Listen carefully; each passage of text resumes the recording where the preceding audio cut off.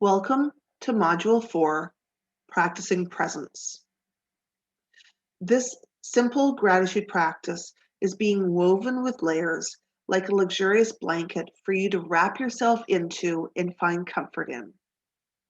The first layer was daring to establish the habit. And in case you haven't honored that recently, take a minute. Feel it in the very marrow of your bones that you made the rebellious choice, a willingness to reconnect with the wonder that is all around you. The second layer of this was exploring energy attachments and getting really clear on what it is you're amplifying with your attention. You also discovered the emotion that frequently camouflages is gratitude. And I bring this up again for you to continue fine-tuning your awareness of and make sure that you're aware of what you're energetically amplifying when you put pen to paper and note your gratitude. The next layer was leaning in to broaden the possibilities of where to look for gratitude, and you've begun practicing stretching it out by incorporating descriptive details, gathering them, and following them like a scavenger hunt, leading you back to the emotional core of your gratitude offering. Because when we connect and re-experience the emotion connected with our gratitude, this amplifies the physical, emotional, psychological, and spiritual benefits of a gratitude practice. This week, we are mastering the art of practicing presence. Now, some of you may know I began the Grateful Jar project to, first of all, to discover years ago how my life would change if I focused every day on what I had to be grateful for. The goal was to write notes every day of the year, to deposit them in my Grateful Jar, and on winter solstice, the darkest day of the year, empty the jar and revisit the notes. To pause amid holiday merrymaking, to sift and to sort and to bask, marinating in a year's worth of gratitude. Except, despite the hopeful vision I held for the project, it became painfully obvious incredibly quickly that the Grateful Jar project had the potential to dissolve into a mere bucket of predictable cliches, filled to the rim with such generic entries as, I'm grateful for my health, or I'm grateful for my courage, or I'm grateful for my children. And so I made a commitment that turned the practice on its ear.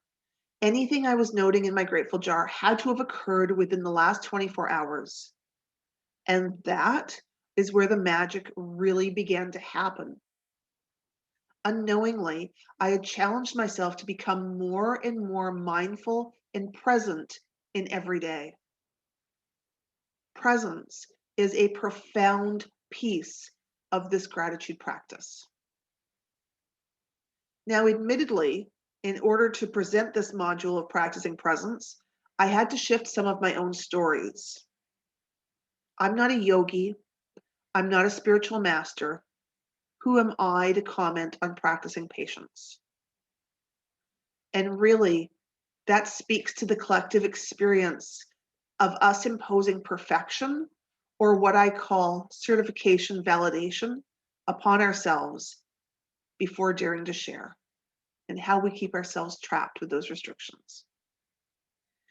May we all remember that we are all just perfectly imperfect beings walking each other home and offering observations to one another along the way. May we all heal what needs to be healed so that we may share what we are here to share.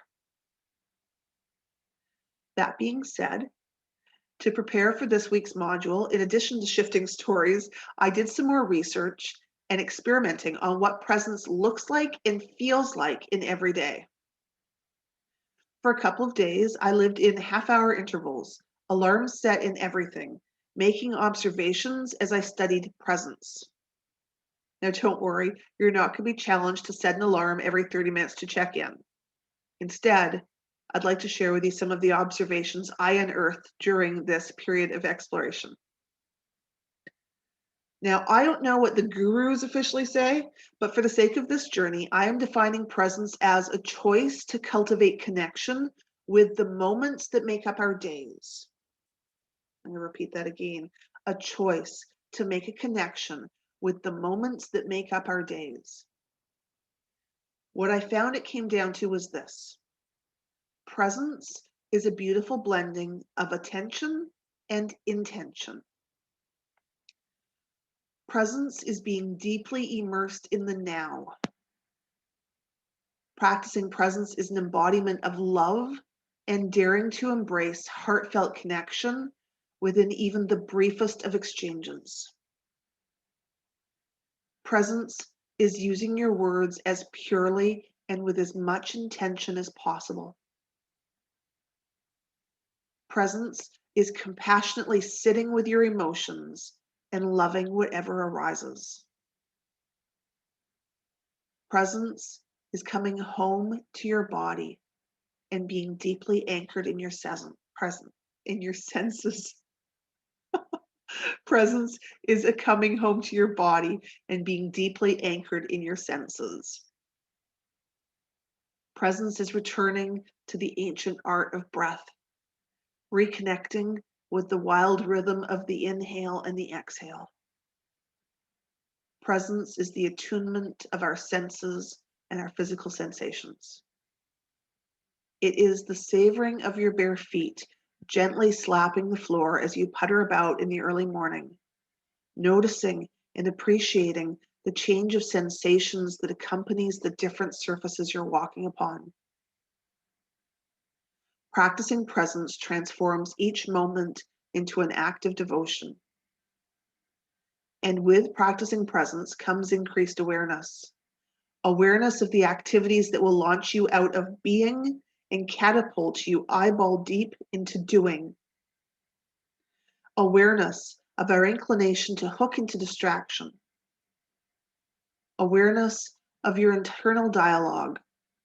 Practicing de-intellectualization and releasing the thoughts that do not serve.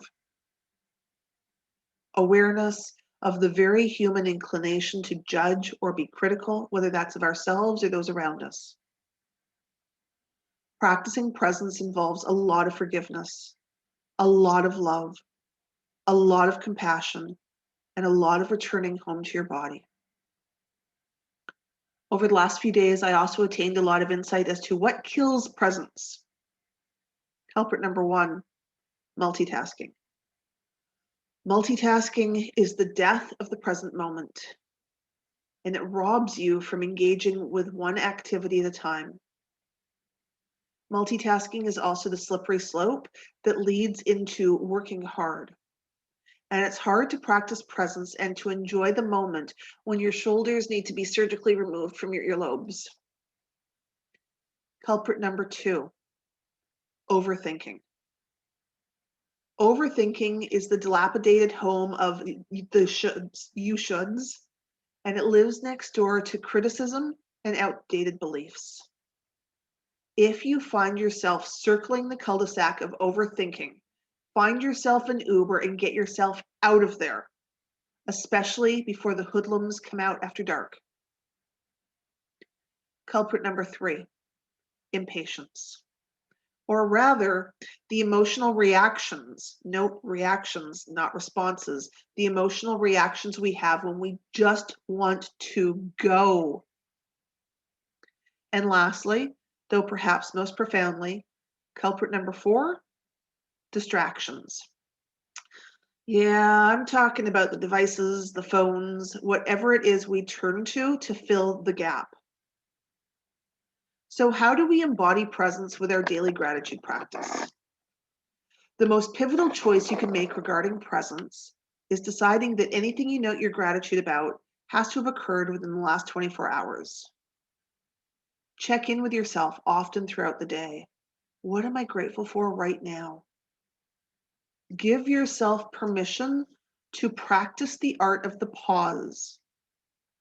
Sometimes that looks a lot like waiting without plugging the gap by hooking into distraction.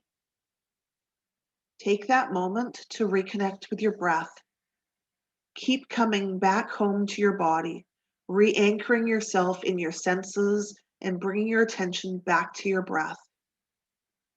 Not only will this uplift your appreciation of the 1,440 minutes that your day is composed of, this is going to elevate your grateful jar beyond that bucket of predictable cliches into a vessel of reflection, presence, and celebration. Attune yourself to your immediate surroundings. Reconnect with your senses. Offer heartfelt connection to whomever you are engaging with, no matter how briefly. And embrace flexibility to meet the needs of the moment. Recognize when you've slipped out of it. And take that as an invitation to reconnect with your breath. Come back home to your body and explore what it needs to reconnect with the now. Practicing presence is an act of rebellion in a world where you are inundated with overstimulation. Instead of seizing the day, savor it and transform it into an act of devotion. Thumpity thump thump, thumpity thump thump, beats my grateful, grateful heart.